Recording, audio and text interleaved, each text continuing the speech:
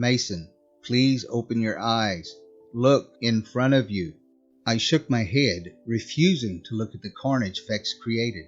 With my eyes clamped shut, he waited silently as I came to a realization. I didn't smell any blood. With this many bodies, it should reek. I opened my eyes, staring down at the first body in front of me. I didn't understand what I was seeing. Yes, it was in pieces, but those pieces were sharp, jagged edges, as if it was a glass sculpture someone had smashed. Looking to the next few bodies, they were all the same, all with cracks in their bodies and no blood to be seen. In shock at seeing them, my mind filled in the blanks. When I saw the body parts and the red hallway, I'd assumed gore that wasn't there. Letting out a long sigh of relief, I nudged the cracked arm in front of me to make sure it really wasn't human.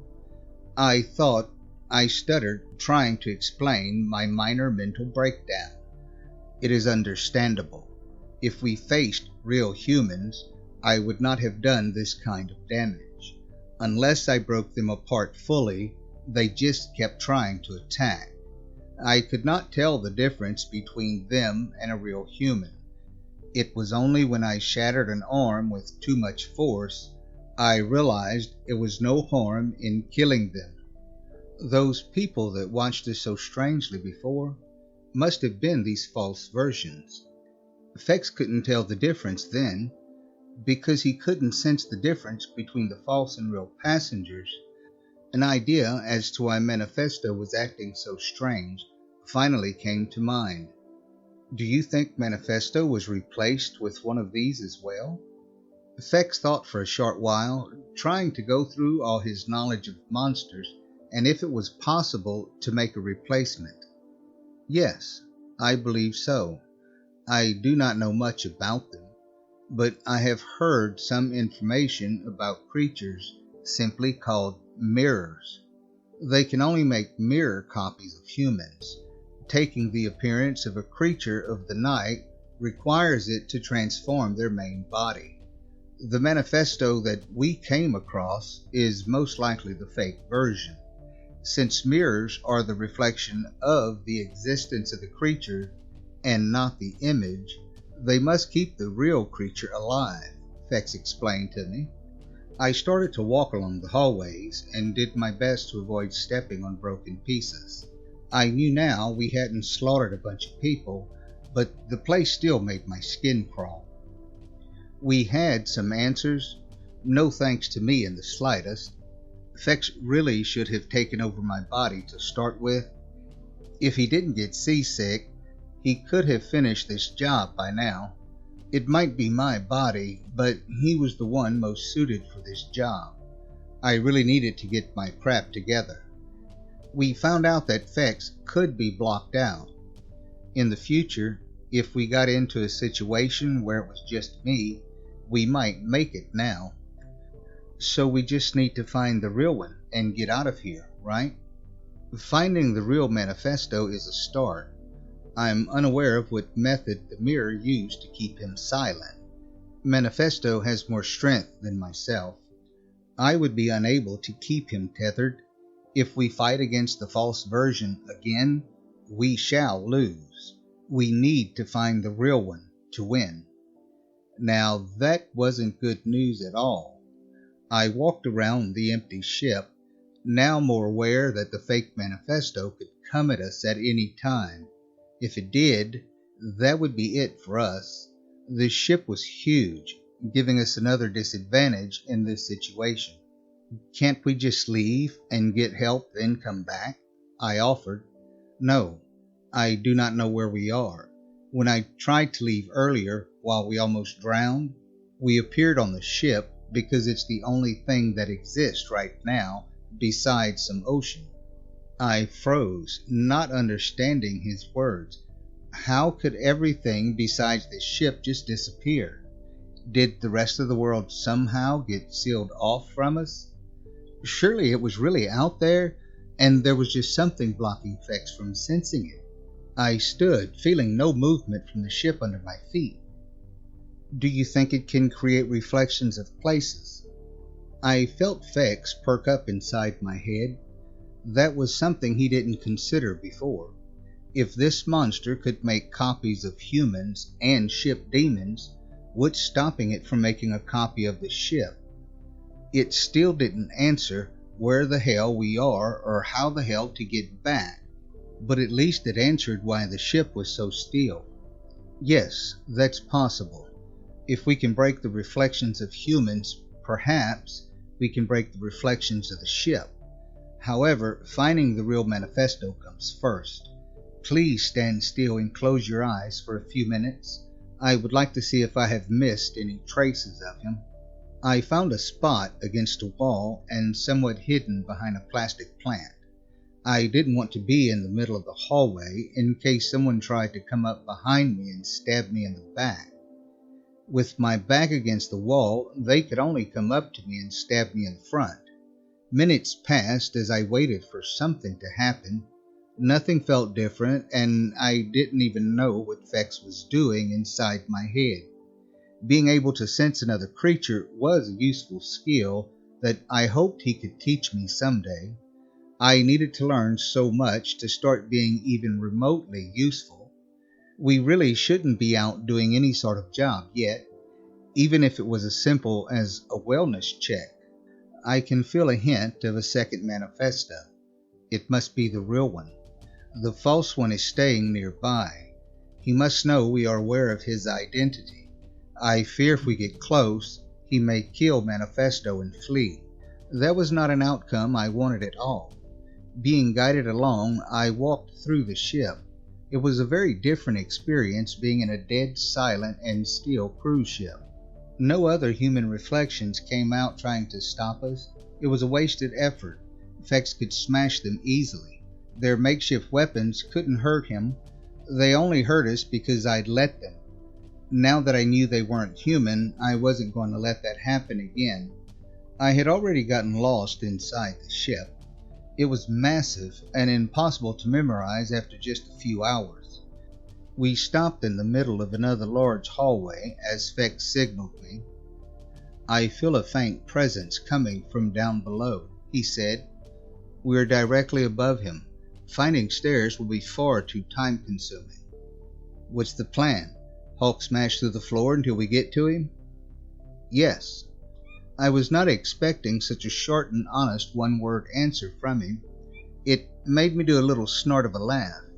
The mental image was fairly amusing, but even with my increased strength, I didn't think we could just smash through such a thick floor. Some parts were reinforced with steel. Magic would be the better choice. If our chalk survived the ocean, we should just use that. I didn't even get a chance to suggest the idea before the fake manifesto made the decision for us. Fex gave me enough of a warning to look up to see the black shape flying towards us from the ceiling. I put up one arm in time to catch the blow. The arm was shattered upon impact, and a jolt went through my body, freezing it in place. Fex was blocked out completely. The force of the kick cracked the ground beneath my feet. Huge pieces fell away as if it was made of glass, taking us with it. I couldn't move or attempt to break the fall. Slamming on the ground below, I just couldn't get over how bad the pain of impact was. Every part of my body screamed in pain as parts of the floor above came crashing down around me with a tinkling sound of glass. I never thought anything would ever hurt more, but I was wrong. Another kick came smashing us through another floor. My arm healed by the time the second attack came, causing it to break all over again. I lost track of how many floors we'd been kicked through because of the pain. I blacked out for a few seconds in between a few blows, but wasn't spared for long. When I awoke from my brief few seconds of darkness, I was still frozen, unable to move. I looked up. I could see the lights from the floor above that we'd crashed through. The false manifesto could have kicked us right through the ship. It either didn't want to sink the ship by smashing a hole in the bottom, or it was too tired for another massive attack. I felt my arm healing again as I screamed inside my head from the pain.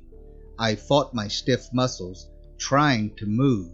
I felt as if I could just move, I would heal faster. No human should ever experience their body being smashed so many times.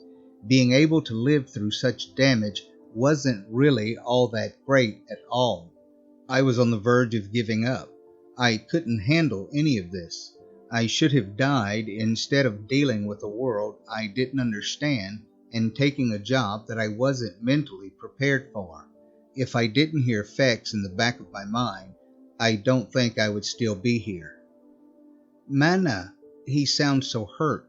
Fighting to move, I turned my gaze over to what Fex was looking at. The real manifesto was chained to a pipe just a few feet from us. The iron dug into his small body, his little bird-like feet dangling off the ground. Fex was adamant on calling the ship demon an associate. Creatures of the night did not have friends, but you didn't call an associate a nickname like that, and you weren't torn to pieces on the inside when you saw them chained up. This mirror creature hurt both Manifesto and now Fex. I could not forgive that. The reflection of Fex's friend walked over and dug its claws into my gut.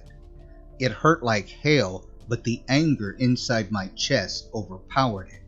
Whatever power held me in place snapped. The creature did not expect it, and it stumbled back, startled. I bolted upright. With a scream of rage and pain, I swung at it, punching the small creature as hard as I could. It flew back, crashing against a pipe, cracking it all the way up to the ceiling. I should have kept attacking it, but I couldn't stand seeing Manifesto tied up any longer. Rushing over, I started pulling away at the chains, attempting to untangle them from around him. The black chains burned at my hands, and I couldn't even imagine how much they hurt being wrapped up so tightly around the small demon. I made some progress before the false one recovered. It grabbed at my back, claws digging in, but I didn't pause in my efforts. My clothing and skin were being torn in two, and I still refused to stop. I was going to save the one creature that we came for no matter what.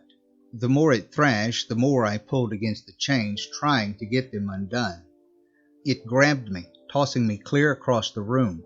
I felt something break when my body hit the steel floor, but I got right back up to run to both ship demons. I was almost there. I just needed to get a few more loops off.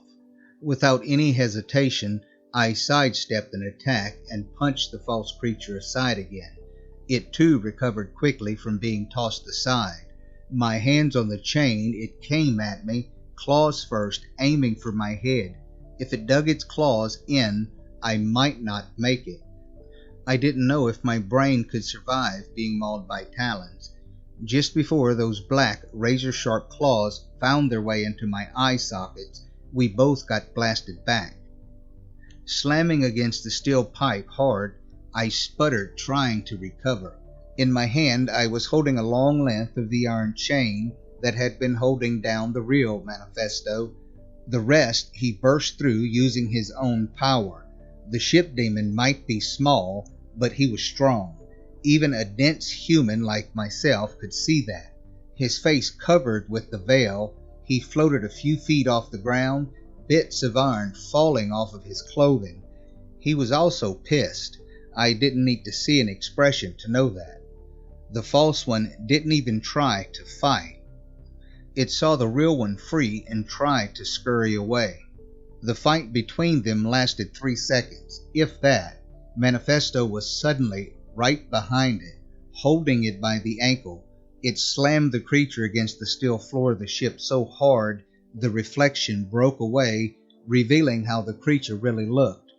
With another whip of his small arm, he threw the creature against the ground so hard that the entire ship rumbled. Cracks appeared, and the water started to seep in. It happened so quickly, I couldn't do anything. I just sat with my mouth open. I really hoped that Manifesto would never hear that I thought he was just a little guy earlier. He let go of the mirror's leg. arms to his side, fuming. He didn't utter a sound, but I could almost see the smoke pouring from his hidden ears. The mirror creature and half its head smashed in. It was human shape, but covered in jagged, reflective mirror pieces. A long tail made of more pieces was nearly broke off from the assault. 2 triangles of evenly shaped mirror shards stood out from its head, almost looking like cartoonish cat ears. Manifesto finally noticed me. He pointed a finger in my direction, and I nearly let out a scared yelp. Then he pointed towards the mirror and made a twirling motion with his finger. I didn't understand for a few seconds that felt like years. Finally it clicked. He wanted me to wrap the creature up in the chain I was still holding. When I did, water was up to my shins. The boat was going to sink, and I still didn't know how to get back to the real one. Apparently, I didn't need to figure it out. Manifesto floated up so he was at the same height as me. He placed a hand on my shoulder and pushed down. My entire body sank into the endless cold darkness. I just kept sinking, unable to breathe. It was a miracle I remembered to keep a grip on the chain in my hand, bringing the mirror with me. When I finally came out of the all-encompassing darkness, I fell, hitting a familiar ground. I was getting really sick of falling into places. The red carpet and gold trimming looked familiar. I was on my back, looking up at the curved mirror ceiling of the main hallway. The mirror fell beside me, breaking off more pieces of its body. I was looking at the mirror above, but it didn't reflect myself back. Instead, I saw an image of the ship being torn to pieces by a figure too small to see. Cracks started to appear in the ceiling and seawater leaking through. It appears that mirror can create small pocket spaces in order to hide inside. He must be able to go between the pocket space and the real space. We must have been trapped inside when it kicked us into the ocean, Feck said inside my head. I stayed on my back looking up, watching an entire ship being completely destroyed. Manifesto is small, but really strong. How did the fake even manage to tie him up in the first place? I asked, too tired to move. The chain can bind most creatures of the night. We cannot touch it, but humans can. The mirror most likely used the reflection of a human to bind Manifesto. Because you are still mostly human, you can touch it without too much damage. I assumed the mirror did all of this to take humans without having the blame put onto itself. I've heard they slowly drain their human victims so they may still be alive. If the missing people were still on the fake ship, they couldn't be. It was breaking apart so badly that no one could still be alive on that thing. My thinking was proved wrong when Manifesto came dropping down through the mirrored ceiling, a stack of people on his back. After he came through, the image of the ship disappeared when the ceiling returned to normal. I rushed over, helping him set the group on the ground. They were all alive. Some looking as if they may die at any moment, though. Each were pale and bone thin. I didn't know what I could do to help. If I could do something, I wasn't needed. Manifesto raised his head up at me and placed a hand on my arm. I dreaded what he was about to do and felt the awful feeling of falling again. I was getting really sick of falling into places. This time, I fell onto a bed and bounced off of it. Groaning, I stayed on the floor, giving up on doing anything else for a while. The room I was so rudely tossed inside belonged to one of the couples.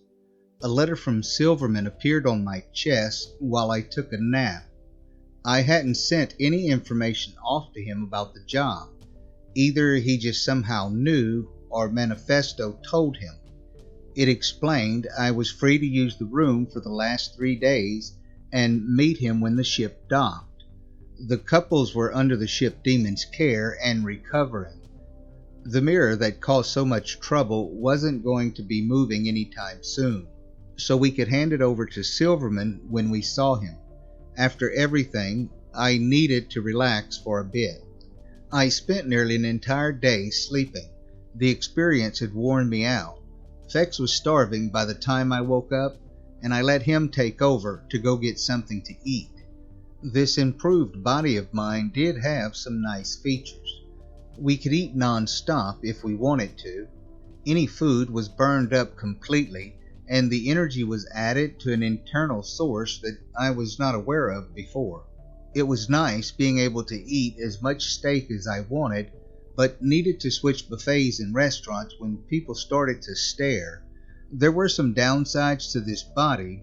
Taking a break in eating, I ordered a drink. The first one did not go down right at all. I thought it was just the type of beer not agreeing with me, and I ordered another. Drinking the second one was my downfall. My new and improved body could not handle alcohol. I was so sick from 2 drinks, I wasted the rest of the trip inside the borrowed room. Fex had no idea that this would happen, and we felt sorry for each other. I was never a big drinker to start with, but still I mourned the loss. When the ship came into port, I was well enough to walk off on my own 2 feet. The mirror was shoved inside a rolling suitcase, away from human eyes. Barely off of the ship, I saw the unmistakable face of Silverman. He spotted us and waved us over. I gave him the suitcase and a very abridged version of our trip. "No one died on your first job. I'm impressed. I didn't have much faith in you. Fex, I have full confidence, but on principle, I didn't expect anything of humans," Silverman said with a smile that made me want to punch him. "Are those 4 people going to make it? They looked pretty rough." "As long as they stay on the ship, they'll heal up just fine. We are making arrangements for that to happen now. If they leave, they are no longer under the protection of Manifesto and would die. He's doing everything he can to avoid that. He does take his job very seriously, after all. Speak of the devil." Something thudded into my back around waist high. Looking behind me, I expected to see the small ship demon, but I saw a boy I didn't recognize. He wore a big black sun hat that matched his dark black hair. His face was half covered with a scarf that did not suit the hot sunny weather. He stood wearing black flip-flops, shorts, and a t-shirt, gearing up ready to headbutt me again. "Mana?" I asked. He had waist-long black hair. Who else would this be beside the little ship demon? Fex nudged me to take over. I knew he wanted to talk with his friend. We didn't see him for a few days, and they should catch up. The moment he took over, Manifesto sensed it. He went over to a round short stone pillar meant for ships to tie the ropes on. He placed one arm on it, and Fex went over with our body, doing the same, grabbing the boy's hand.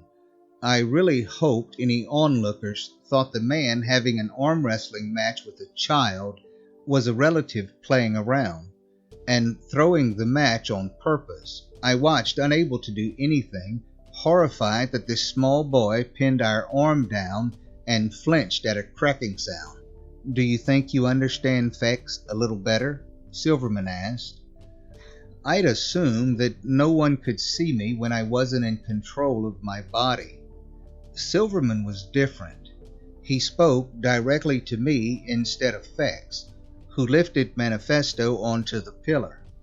He took his hat off, then he started to braid the boy's long hair.